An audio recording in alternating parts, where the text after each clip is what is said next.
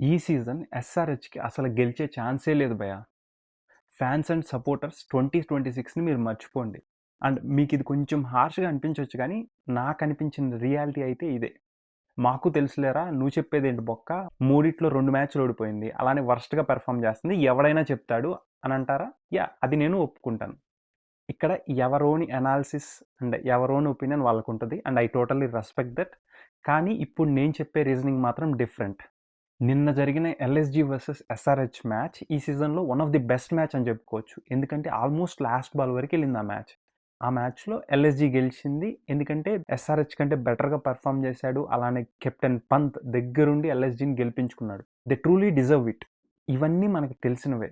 ఆ మ్యాచ్లో ఎస్ఆర్హెచ్కి గెలిచే ఒక చిన్న ఛాన్స్ ఉంది. అది కూడా ఆల్రెడీ డ్రా అయిపోయిన మ్యాచ్.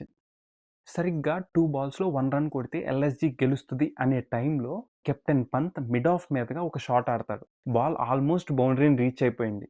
ఆల్మోస్ట్ ఏంటి బౌండరీకి కూడా వెళ్ళిపోయేది. కానీ అదే టైంకి బౌండరీ రోప్ బయటున్న Avesh Khan next in case batting వస్తే బ్యాటింగ్కి వెళ్ళడానికి కంప్లీట్గా ప్యాడప్ అయిపోయి రెడీగా ఉన్నాడనమాట. బాల్ బౌండరీ రోప్ దాటక ముందే బాల్ని బ్యాట్తో కొట్టాడు. దీన్ని బౌండరీ రూల్ ప్రకారం అన్నెసరీ ఇంటర్ఫీరెన్స్ అంటారు. దీనివల్ల ఏం జరిగిద్దంటే బాల్ని డెడ్ బాల్ కింద కన్సిడర్ చేస్తారు. అలానే ఎస్ఆర్హెచ్ కోసం ఒక 5 పెనాల్టీ రన్స్ని అవార్డ్ చేసేవాళ్ళు అనమాట. ఇది ఫస్ట్ టైం కాదు, అంతకుముందు వేరే ఒక లీగ్లో ఇలానే జరిగితే అలానే డెడ్ బాల్ కింద కన్సిడర్ చేసి 5 పెనాల్టీ రన్స్ని అవార్డ్ చేశారు. అండ్ ఇక్కడ మీరందరూ నోట్ చేసుకోవాల్సింది ఏంటంటే నేను ఎస్ఆర్హెచ్ కన్ఫర్మ్ గెలిచిద్దని చెప్పట్లేదు. ఎస్ఆర్హెచ్కి గెలిచే ఒక చిన్న ఛాన్స్ ఉండింది. 50-50 అయ్యేది మ్యాచ్. ఇక్కడ కొంతమంది అనొచ్చు, భయ్యా అక్కడ ఎస్ఆర్హెచ్ అపీల్ చేయలేదు కదా, సో ఇంకా వాళ్ళు ఎందుకు కన్సిడర్ చేస్తారని. ఎగ్జాక్ట్లీ, అది వ్యాలిడ్ పాయింట్, నేనేం అనట్లేదు దానికి. మనందరం నార్మల్గా మ్యాచెస్ ఎలా చూస్తాం, టీవీలో చూస్తాం ఆర్ఎల్స్ గ్రౌండ్కి వెళ్ళి చూస్తాం. అండ్ ఎంపైర్ కూడా కొన్నిసార్లు మిస్ చేయొచ్చు. అందుకే చాలాసార్లు ఎంపైర్లు కూడా నార్మల్ బాలే అనుకున్నప్పుడు థర్డ్ ఎంపైర్ కెమెరాలో చూసి దాన్ని నో బాల్ కింద డిక్లేర్ చేస్తారు. ఎగ్జాంపుల్ కింద నిన్న మ్యాచ్ తీసుకోండి, ఆర్సీబీ వర్సెస్ సిఎస్కే మ్యాచ్. అందులో టిమ్ డేవిడ్ బౌల్డ్ అవుట్ అనుకుని తను బౌలర్ని అప్రిషియేట్ చేసి ఆల్మోస్ట్ వెళ్ళిపోబోతాడు. బౌలర్ కూడా సెలబ్రేట్ చేసుకుంటూ ఉంటాడు. కానీ అప్పుడు తెలిసింది ఏంది, థర్డ్ ఎంపైర్ చెక్ చేస్తే అది నో బాల్ అని. దాని తర్వాత ఏమైంది, మ్యాచ్ ఆల్మోస్ట్ చేంజ్ అయిపోయింది. ఏ రేంజ్లో కొట్టాడు టిమ్ డేవిడ్ కదా, దాని చుట్టూ ఎంత డ్రామా నడిచింది. అలానే అంతకుముందు మ్యాచ్ తీసుకోండి, కేకేఆర్ మ్యాచ్, రఘువంశీ గ్రీన్ది రన్అవుట్.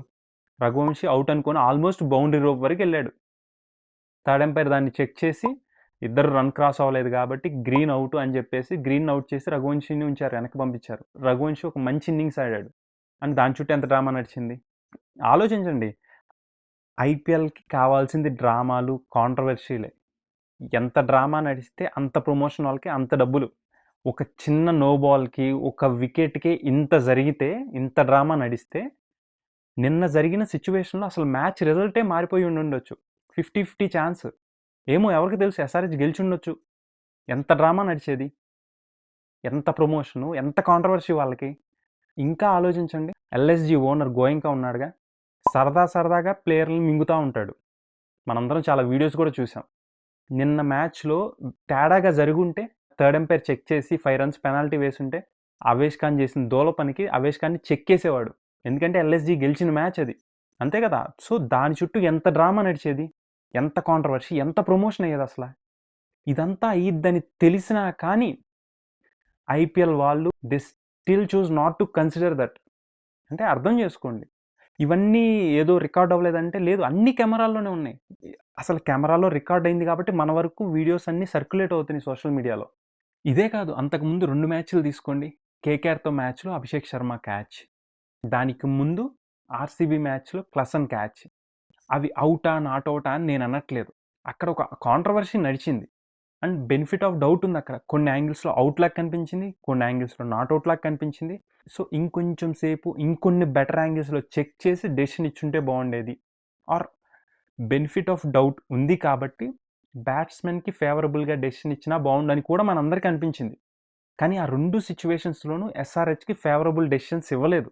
ఇవన్నీ చూశాక నాకైతే ఒకటి క్లియర్గా అనిపించింది. మనందరికీ తెలిసిందే, 1 month back Sunrisers franchise England 100 లీగ్లోకి వెళ్ళి అక్కడ పాకిస్తాన్ స్పిన్నర్ అబ్రార్ అహ్మద్ని కొన్నారు. అండ్ దాని చుట్టూ ఎంత కాంట్రవర్సీ నడిచింది. అలానే SRH and Sunrisers franchise Kavya Maran పైన ఎంత హేటరీ నడిచింది. మనందరం బాయ్‌కాట్ ఎస్ఆర్‌హెచ్ అన్నాము. బాయ్‌కాట్ కావ్య మారన్ అన్నాము. అసలు దాని చుట్టూ చాలా రచ్చ నడిచింది. ఇవన్నీ మనకు తెలిసినయే. అండ్ బీసీసీఐని, ఐపీఎల్ మేనేజ్మెంట్‌ని అసల ఎస్ఆర్‌హెచ్‌ని బ్యాన్ చేసేయండి అని కూడా చాలామంది సజెస్ట్ చేశారు. అండ్ చాలామంది కమెంట్స్ చేసాం. అంతా రచ్చ చేసాం. న్యూసుల్లో కూడా చాలా నడిచింది. కానీ బీసీసీఐ గానీ, ఐపీఎల్ మేనేజ్మెంట్ గానీ ఎటువంటి యాక్షన్ తీసుకోలేదు డైరెక్ట్‌గా. ఇప్పుడు చూస్తుంటే ప్రతి మ్యాచ్‌లోనూ ఇలాంటి డెసిషన్స్. ఎస్ఆర్‌హెచ్‌కి ఆపోజిట్‌గా ఇలాంటి డెసిషన్స్. మరి అవి వాళ్ళు ఇంటెన్షనల్‌గా చేస్తున్నారు, లేదా కర్మ అనేది జరుగుతుందో నాకు తెలీదు గానీ, ఆలోచించండి.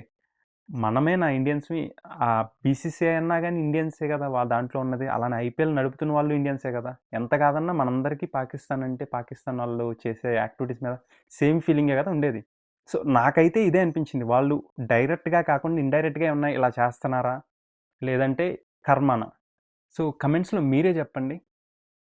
అక్కడ పాకిస్తాన్ ప్లేయర్‌ని కొనడం వల్ల ఇక్కడ డైరెక్ట్‌గా బ్యాన్ చేయకపోయినా ఇండైరెక్ట్‌గా డెసిషన్ రూపంలో ఎఫెక్ట్ చూపిస్తున్నారా?